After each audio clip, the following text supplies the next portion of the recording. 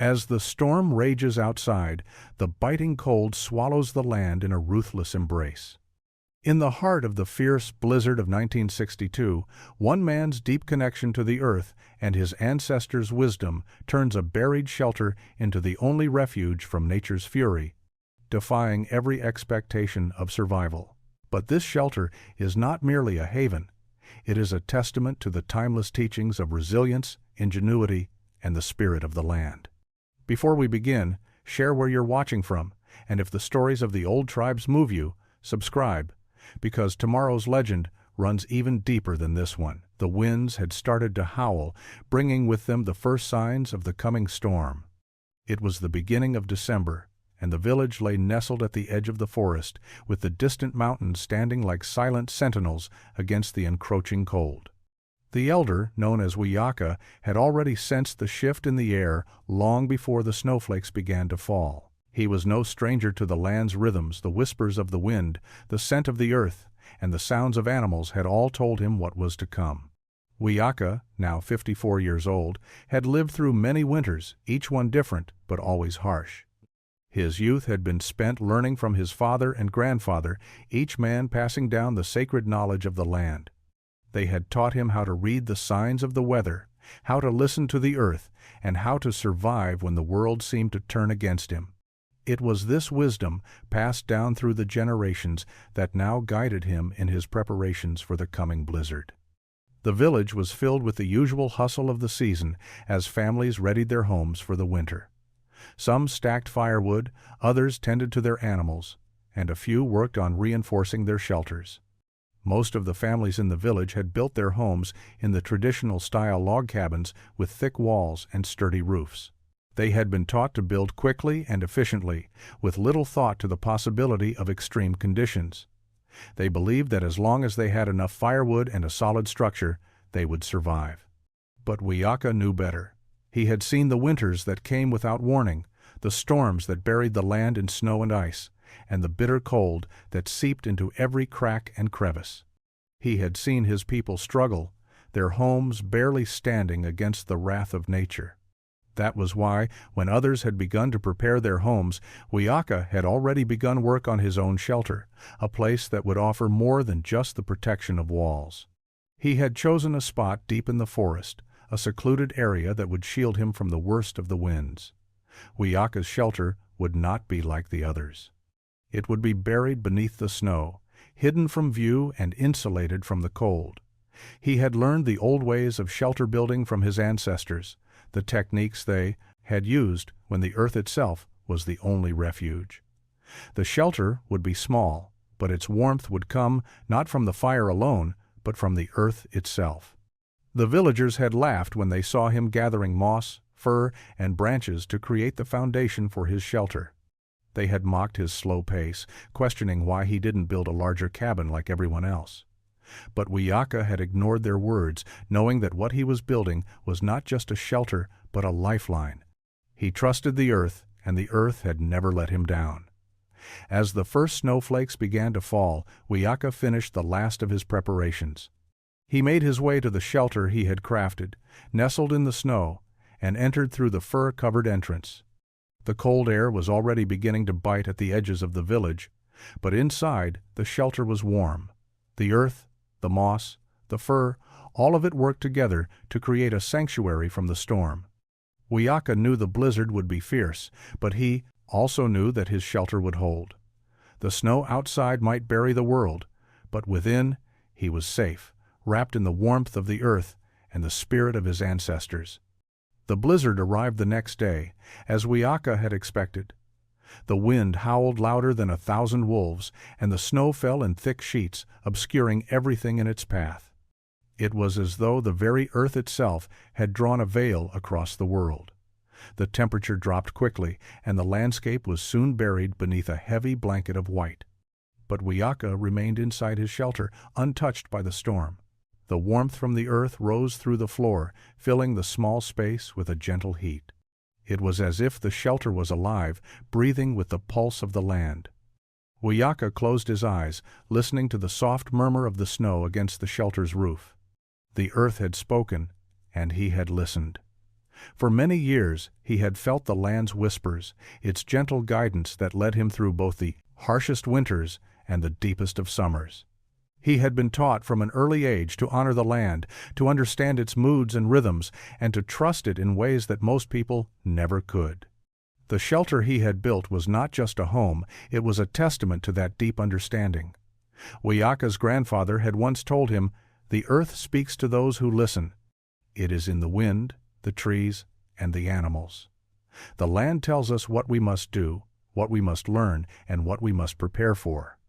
But only those who are quiet enough can hear it." He had heard those words often, but only now, as the storm raged outside, did he truly understand them. The earth, in all its quiet power, had shaped everything around him. It had provided the shelter, the moss, the fur, and the snow, all the elements he needed to survive. The land did not take, it gave. It had always given. As the storm intensified, Wiyaka noticed how the shelter seemed to sink deeper into the earth. The snow outside continued to fall, but the earth held it in place, pressing the snow down as though to protect the shelter. The walls of fur and moss, woven together with care, were strong enough to hold back the weight of the storm. And beneath it all, the earth spoke again, softly this time, like a mother comforting her child. Wiyaka had seen the land's power before, but never in such a way. The shelter he had built was alive, a part of the earth itself. The energy that flowed through it was not from fire, but from something far older, far deeper. The land's pulse beat in time with his own, and as he sat in his shelter, he felt a deep peace, knowing he was not alone. Outside, the storm continued to rage, but within, Wiyaka was safe. He closed his eyes and let the sounds of the earth's whispers lull him into a light sleep. The storm would pass, it always did. But the land, and the wisdom it carried, would remain. By the third day, the storm had not let up. The winds screamed across the land, and the snow piled higher, covering the earth in a thick, unbroken layer of white. The trees bent under the weight of the snow, their branches snapping in the violent gusts. The village beyond Wiyaka's shelter was lost beneath the storm, with the sounds of life muffled by the relentless howl of the wind. Yet within the shelter the temperature remained steady, warm enough to melt the frost from Wiyaka's cloak. He sat near the fire, watching the flames dance as they cast flickering shadows against the walls. The earth continued to hum beneath him, an almost imperceptible vibration that seemed to reach deep into his bones. He had spent his life learning to listen to these vibrations, the subtle pulse of the land that guided him in times of trouble. Wiyaka had been through storms like this before, but something about this one felt different.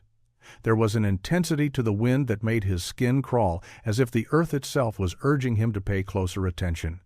The storm was not merely a force of nature. It was a warning, a message that the land was trying to communicate with him. He closed his eyes and let the sound of the wind fill his senses. The howling winds outside were joined by a low rumble, a growl that seemed to echo through the very earth beneath him. It was faint, but Wiyaka recognized it instantly. It was the voice of the storm itself, carrying with it a message meant only for those who knew how to listen. The land speaks, his grandfather had told him long ago. But it speaks in many ways, not just in whispers, but in thunder, wind, and silence. The storm will always speak to those who have learned to listen.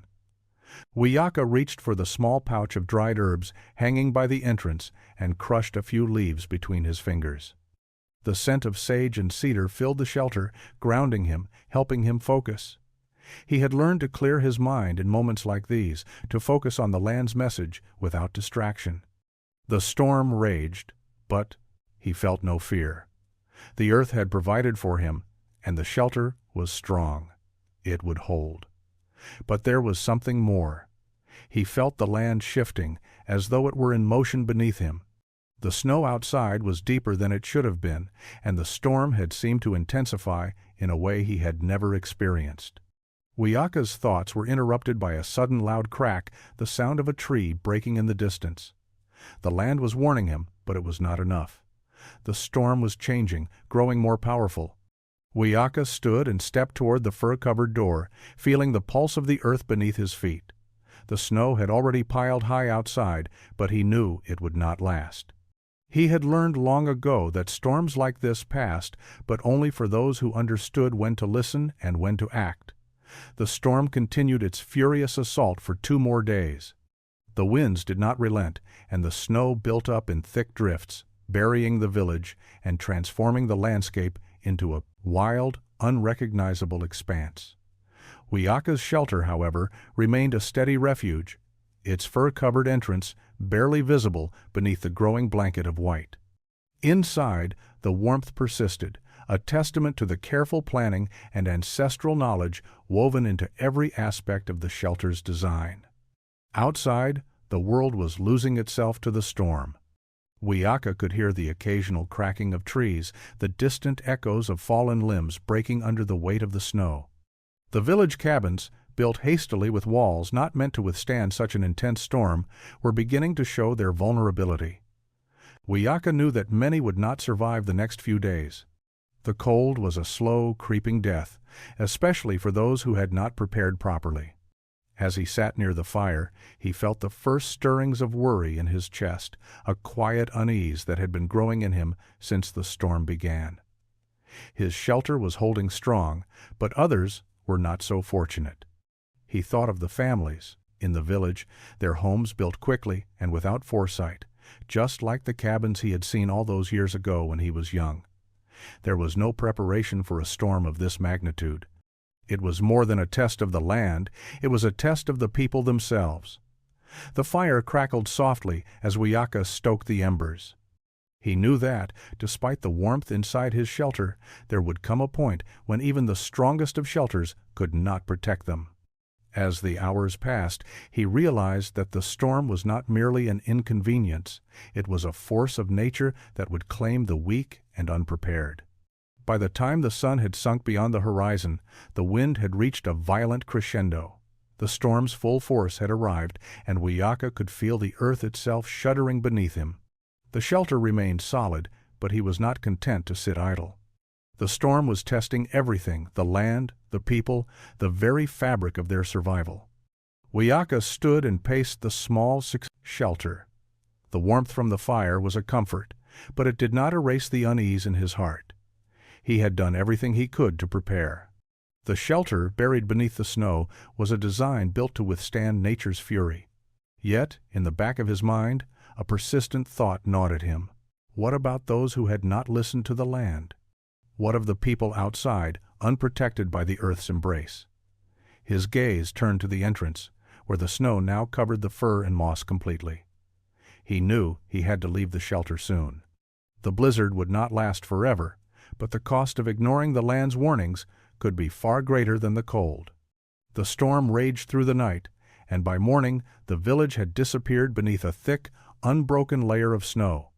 The wind had carved the drifts into treacherous, towering walls, and Wiyaka knew that the worst was not over. The shelter, though well hidden beneath the snow, had proven its worth. The warmth inside had been constant, the earth's embrace unbroken. But now, as the storm continued, it was the rest of the village that consumed his thoughts.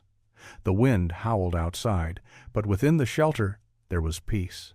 Wiyaka sat in quiet reflection, hearing the distant crack of trees breaking under the weight of the snow. The shelter's walls remained solid, its insulation holding fast. But despite the security of his refuge, Wiyaka could not silence the worry in his heart. The village had not been prepared for such a violent storm. Those who had rushed to build their homes quickly, using less efficient materials, would soon learn the harsh lessons of the land. Wiyaka had always known that the land had a way of testing those who did not heed its warnings. The storm was one of those tests, a brutal reminder that nature could be both nurturing and unforgiving. He had prepared well, but what about those who had not understood the importance of patience, of building with the land rather than against it?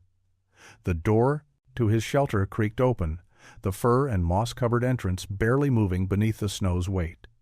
Standing in the doorway were 2 figures, their faces flushed from the cold, eyes wide with desperation. Wiyaka knew them both. One was a young mother with her small child, the other a neighbor who lived a few cabins down. Their eyes met Wiyaka's with a mixture of fear and relief. "Please," the woman gasped. "We need shelter. Ours. Our cabin. It's not holding up. The wind is too much, the cold is too much. Please, Wiyaka, let us in." Wiyaka stepped aside, wordlessly motioning for them to enter. They stumbled into the warmth, their wet clothes steaming as the heat of the shelter met the cold air trapped in their clothing. The child, pale and shaking, was immediately wrapped in blankets, and the mother collapsed near the fire, her eyes full of both exhaustion and gratitude. "We didn't know," the woman whispered, her voice barely audible above the storm. "We thought it would pass. We didn't think it would be like this." Wiyaka nodded slowly, his heart heavy with understanding. He had seen this before, people who had underestimated the power of the land, who had relied on quick solutions rather than deep understanding. They had thought the blizzard would be like any other, that their homes would suffice. But now, as they stood in his shelter, they saw the price of that oversight. He did not speak.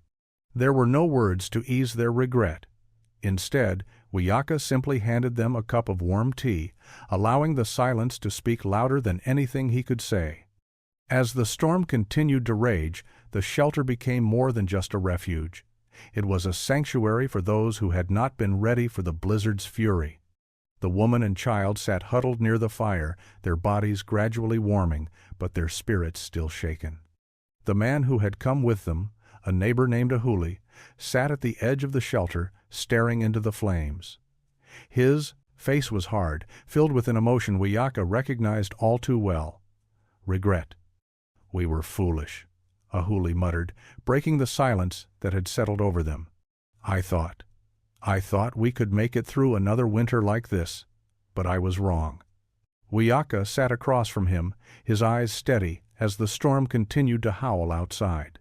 He had heard the same words from others before, in years past, when the land had tested their pride and their preparedness. The cold was unforgiving, but it was the lessons of survival that often left the deepest marks on the people. Ahuli looked up, his face filled with a mixture of anger and shame. "I didn't listen. I thought I knew better than the elders. We all did. We thought we could build quick, use the logs from the forest, and be done with it. Now, look." He waved his hand toward the fur-covered door. "The wind is tearing through our walls. I can barely keep the fire going." Wiyaka said nothing, allowing the silence to stretch between them. He had learned long ago that sometimes words were not needed. The land itself would speak for him. He had known, even before the storm hit, that those who rushed their homes would feel the cold more deeply than others. In a time of desperation, it was not the quickness of construction that mattered, but the strength of the shelter, the patience to build for the long winters. "Why did you not prepare?" Wiyaka finally asked, his voice quiet but filled with the weight of years spent observing the land. "Why did you not see the signs of the storm?" Ahuli lowered his gaze, his hands clenched tightly around the cup of tea Wiyaka had given him. "We were too eager, too proud. I thought we had time. But when the first snow fell, it came faster than we imagined. Now we're trapped, and I see that we weren't ready." Wiyaka's eyes softened. The land does not wait for us to be ready. It does not care for pride or haste. It only asks that we listen, that we build not for today, but for tomorrow. The wind howled louder, as if in agreement with his words. The snow outside continued to fall. But within the shelter, the warmth grew. Wiyaka stood and moved to the fire, adding a few more logs to keep the heat steady. The storm would pass, as all storms eventually did. But for those who had not prepared, the cost of their pride would linger long after the winds had quieted. "You will learn from this," Wiyaka said, his voice gentle but firm. "But it is a lesson you will carry with you for the rest of your days." Ahuli nodded slowly, his pride shattered, but something deeper in him beginning to change. The storm stretched on, its fury undiminished by the passing days. Inside Wiyaka's shelter, the atmosphere shifted from quiet reflection to a subtle sense of unity. As more families sought refuge, the shelter became crowded. but it was a warmth that went beyond the fire. It was the shared understanding of survival, a reminder that, in the face of nature's wrath, the strength of the people lay not in isolation, but in coming together. Wiyaka moved among the others, offering food and comfort. The children, bundled in blankets, played near the fire while the elders shared stories of past winters. The mothers and fathers, once desperate and fearful, now seemed to find a quiet peace in the shelter's warmth. It was a shared experience of humility, one that bound them together in ways they had not anticipated. The shelter, though small, became a beacon in the storm, a reminder that when the world outside was frozen and broken, the people inside could endure if they worked together. The fire crackled steadily, and Wiyaka could feel the rhythm of life resuming within the walls, despite the chaos that raged just beyond them. As the days wore on, the initial fear of the storm began to fade. Wiyaka watched as the villagers, who had once questioned his methods, began to learn from him. The young ones, especially, watched with eager eyes as he worked alongside them to tend to the fire and gather what little resources they had left. The elders spoke in quiet voices, sharing the wisdom of the past, reminding the younger generation that survival was not just about physical strength, but about the heart and mind. One evening, as the storm howled louder than ever, a quiet realization settled over the people. It was not just Wiyaka's shelter that had kept them safe. It was their unity, the willingness to accept help from one another, to set aside differences in the face of danger. The shelter was not merely a structure of wood, moss, and fur. It had become a symbol of what they had forgotten in their haste to build quickly community. Wiyaka, standing near the fire, watched the scene unfold with a quiet satisfaction. He had seen the seeds of this unity planted long ago, in the stories passed down by his ancestors. They had always known that survival required more than physical strength. It required the strength to help one another, to listen, and to learn. He looked at the children playing near the fire, their faces flushed with warmth and laughter. They were the future, and Wiyaka knew that they would carry these lessons with them into the winters to come. They would not forget the power of community, of coming together when the world outside seemed determined to tear them apart. As the wind continued to howl, Wiyaka felt the pulse of the earth beneath his feet, steady and unyielding. The storm would pass, but the lesson of unity, of survival through cooperation, would remain long after the snow had melted. The storm raged for a full week. By the time the winds began to quiet, the land was transformed into an unrecognizable sea of white. The snow had buried the village, leaving only the highest points of the houses visible. It was as though the earth had swallowed the world whole. The once familiar landscape had become a treacherous, frozen wilderness. Inside Wiyaka's shelter, the atmosphere was one of cautious relief. The families who had taken refuge there had weathered the worst of the storm, though their spirits were wearied by the endless days of isolation. The air was thick with the scent of burning wood, and the quiet hum of the earth beneath them provided a steady reassurance that the shelter was holding strong. But the moment the storm had passed, the weight of survival began to settle in. The villagers, who had once looked to Wiyaka with skepticism, now looked to him with gratitude. They had survived the blizzard, yes, but it had come at a cost. Several homes in the village had been completely destroyed by the snow and wind. Livestock had perished in the drifts, and the food supplies were running dangerously low.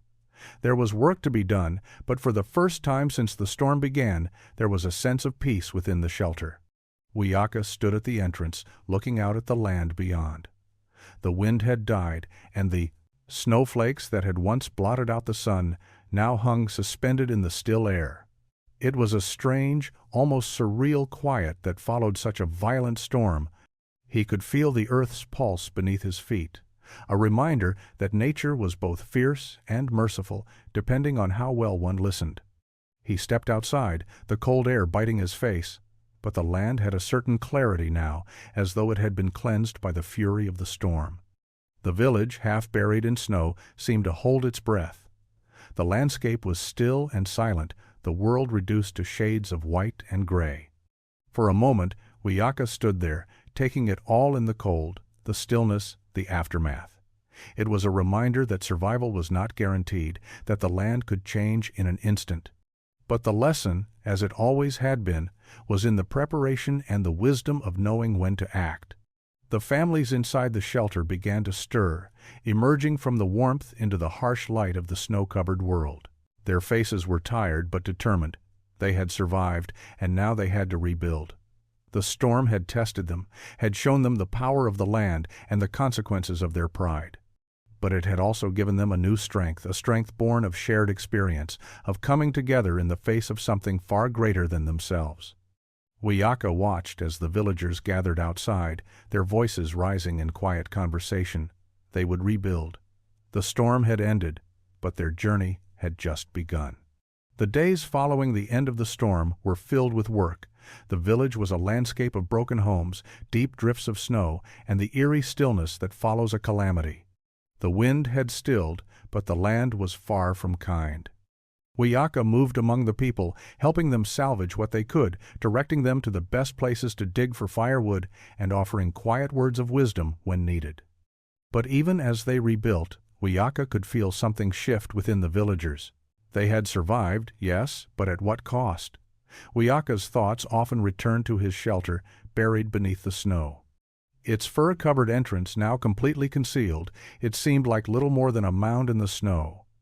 But to Wiyaka, it had become more than just a refuge, it had become a symbol. It had held, even when the world outside had cracked and shattered. It was an unspoken truth that everyone who had taken shelter inside had felt. Without Wiyaka's wisdom, they might not have survived. The strength of the shelter was a lesson in resilience, in listening to the land and preparing for the worst. And now, standing amid the remnants of the village, Wiyaka understood that the villagers had not only learned how to survive the storm, but also how to acknowledge the wisdom they had once dismissed. He saw them speaking to each other in quieter voices, working with more purpose, and listening more carefully to the old stories that had once seemed irrelevant. The storm had humbled them in a way that no other force could. As he made his way toward the village's remaining homes, he passed the cabin of Ahuli, the neighbor who had sought refuge with him during the storm. Ahuli was standing outside, shoveling snow from the doorstep, his movements slow but purposeful. His face was lined with weariness, but there was a new calmness in his eyes, a far cry from the prideful arrogance that had defined him before the storm. "Ahuli," Wiyaka called, stepping closer. Ahuli paused, wiping his brow, and looked up. "Wiyaka! I never thought I'd see the day when I'd owe everything to you." Wiyaka shook his head gently. "It was not me. It was the land and the shelter we built together." His voice was soft, but there was a strength in his words. "We only did what the land asked of us."